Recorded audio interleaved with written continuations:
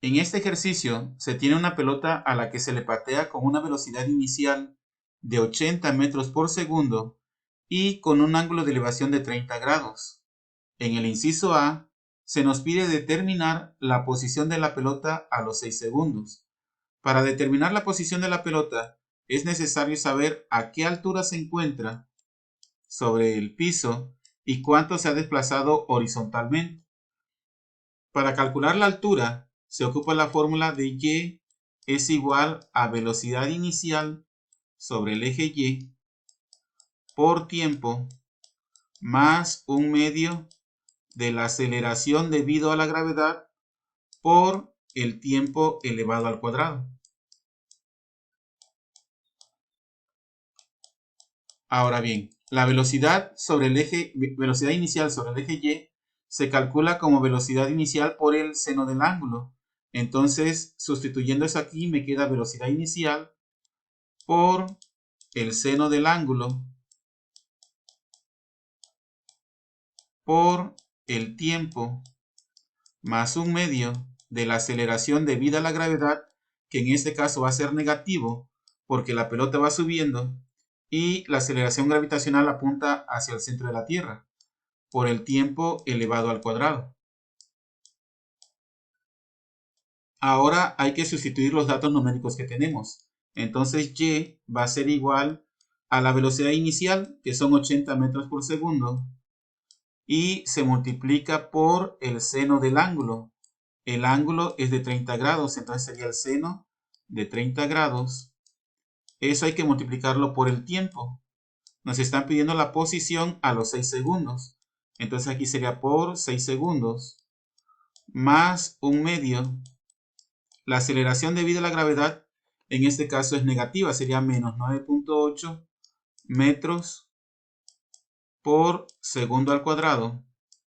Y lo multiplicamos por el tiempo, que son los 6 segundos, pero elevado al cuadrado. Lo que nos da un valor de y igual a 63.6 metros. 63.6 metros. Eso quiere decir que a los 6 segundos la pelota se encuentra a 63.6 metros por arriba de su posición original. Ahora nos falta calcular cuánto se desplazó sobre el eje X. Para calcular el desplazamiento sobre el eje X, se ocupa la fórmula velocidad inicial sobre el eje X por tiempo. Pero la velocidad inicial sobre el eje X se calcula como la velocidad inicial por el coseno del ángulo. Y a eso hay que multiplicarlo por el tiempo. Ahora hay que sustituir los valores numéricos que tenemos. La velocidad inicial son 80 metros por segundo. Eso se debe multiplicar por el coseno del ángulo, que serían 30 grados. Y además hay que multiplicarlo por el tiempo, que son 6 segundos. Hacemos esto en la calculadora y nos queda 415.69 metros. 415.69 metros. Eso quiere decir que la pelota a los 6 segundos se encuentra a 415 metros de su posición original. Para calcular la velocidad a los 6 segundos, es necesario calcular la componente en X y la componente en Y de la velocidad.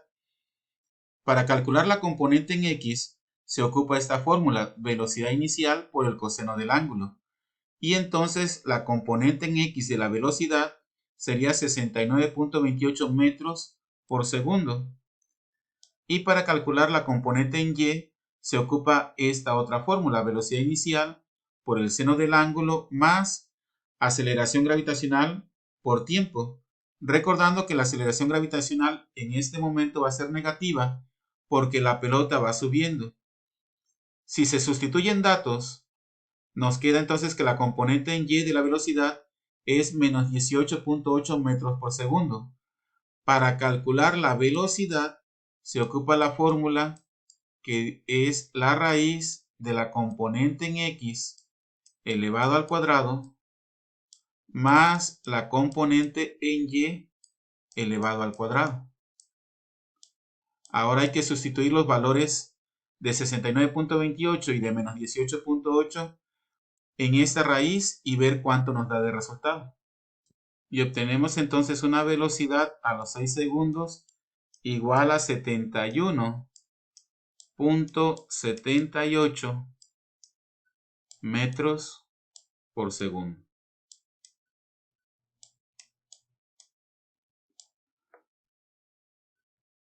En el inciso B nos piden calcular el tiempo necesario para que alcance su altura máxima. El tiempo necesario se va a alcanzar cuando la componente de la velocidad en y sea igual a 0. La pelota va a volar, va a disminuir su velocidad. En el instante que su velocidad sea 0, entonces empezará a caer. En este instante es cuando se alcanza su altura máxima. Como la componente en y se puede calcular de esta forma y estamos buscando que la componente en y de la velocidad sea 0, entonces quedaría 0 es igual a la velocidad inicial en y, que sería 80 metros por segundo por el seno del ángulo, seno de 30 grados, más aceleración gravitacional por el tiempo. De aquí vamos a despejar el tiempo. Este 80 metros por segundo por el seno de 30 que está sumando pasará del otro lado restando y me queda menos 80 metros por segundo por el seno de 30 grados. Y la gravedad que está multiplicando pasará del otro lado dividiendo. Como la pelota va subiendo, entonces aquí sería menos 9.8 metros por segundo al cuadrado. Y eso va a ser el tiempo. Ahora es cuestión de que metamos esto en la calculadora para saber cuánto tiempo nos da. Y el tiempo va a ser igual a 4.08 segundos. En este tiempo, la pelota habrá alcanzado su altura máxima. En el inciso C, se nos pide determinar el alcance máximo. Para determinar el alcance máximo, se ocupa la siguiente ecuación.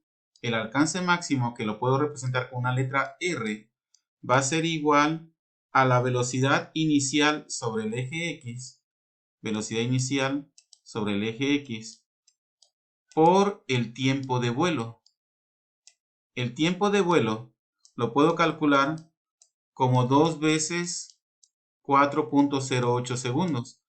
Recordemos que 4.08 segundos es el tiempo que le invirtió a la pelota en llegar a su altura máxima. Por lo tanto, eso sería solo la mitad. Para calcular el tiempo de vuelo se tiene que multiplicar por 2 y esto sería igual a 8.16 segundos.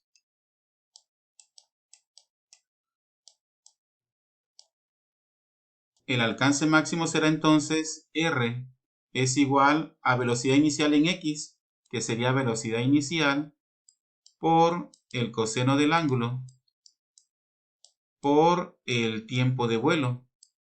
Y el tiempo de vuelo serían 8.16 segundos.